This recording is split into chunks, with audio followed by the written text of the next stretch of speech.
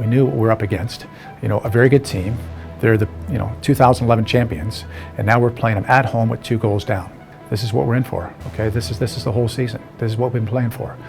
To have it at our Lang, knowing the Rowdy supporters, knowing the Rouse mob, knowing the vocal support that we've received, and the atmosphere that our Lang creates, it's special. It's special of an evening under the lights.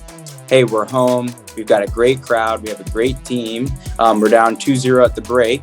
So now, naturally, we're going to have to go after it. So I think we just knew that if we put pressure on them right away at home in front of our crowd, that, we would get one. We didn't know how early. Definitely, like I said, we knew that we just had to score and ideally score early in the first half. And it was, momentum in football is such an important thing.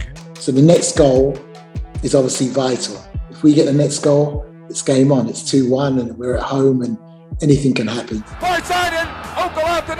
So when Carl Court scored, I think maybe that was in our first half, maybe like 25, 30-minute mark. Obviously took the ball on his chest, side volleyed it in, and got our fans going. I remember thinking to myself, oh, we're gonna turn this thing around, because just the way that the guys were playing with the energy. After the first goal, I think we knew that that the fans were into it. We had something to prove, and that we had to do it for them. The second one now, it was on a header and a cross. I got a touch on the ball, fell right to Keith Savage. I think like most of my goals, none of them were spectacular. Just finding myself in the right place at the right time. Then unfortunately, we get into a position where, they score a goal. It was a decent goal. They got, through our defense, and, it broke down, and, it was a good strike by the player, give him credit, but we weren't done. It hurt when they scored one back. I think that was when the emotions really oh, now it's, how are we going to do this? Now our back's against the wall again. What do we do? How do we react? And I think we just got after it again and made a couple more key changes into the game and subs. Ricky did, and momentum fell from there. And it was towards the end. The last 5 minutes of the game, Daniel Antonio took a pass. It was Mike Ambersley played it across, and the ball came over one of their defenders. The keeper comes out, and Daniel's there to, just obviously poke it home. So now we're tied. We're tied. And I think I kind of played it towards the far post a little bit. It wouldn't have gone in because their guy was running right with Dizzy. Having eyes in the back of my head, I just knew Dizzy was going to be there. No, I'm just kidding. I was glad, obviously Dizzy was there to mop up. I think at that point it was like, all right, hey, go in and try and impact the game and, score a goal. Dude, it was really exciting to get that goal, man. It was just crazy how that played out. Play that made me the most nervous was after we scored the goal to tie it up, to push it to overtime. I think they had a breakaway within the next 30 seconds to a minute, and then once we got out of that situation, I felt pretty confident about it. I think at that moment I just knew we had to survive. We're at Colorado, and headed out by Mulholland, and there's the whistle, and we're going to penalties. Jeff saves everything in practice all the time. I had huge confidence in him.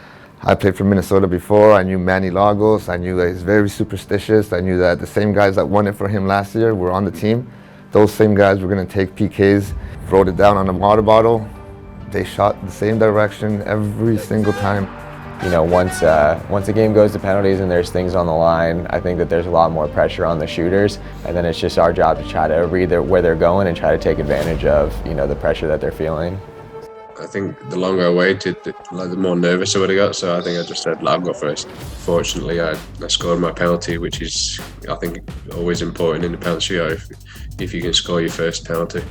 By the time that third shooter came around and I had gone right, each time and made a couple saves already, my confidence was very high, so it was a good feeling. The guys on the bench came in and took care of business, and I just remember sitting there looking at the crowd, knowing we had Jeff in goal, and I just had the view of the crowd, and it was awesome, electric, fun. The supporters, we can't downplay their role in that. But when the noise is as such for the opposing player, he's stepping up, you've got everyone screaming and hollering and booing and shouting, and he's going to miss and praying for him to wish.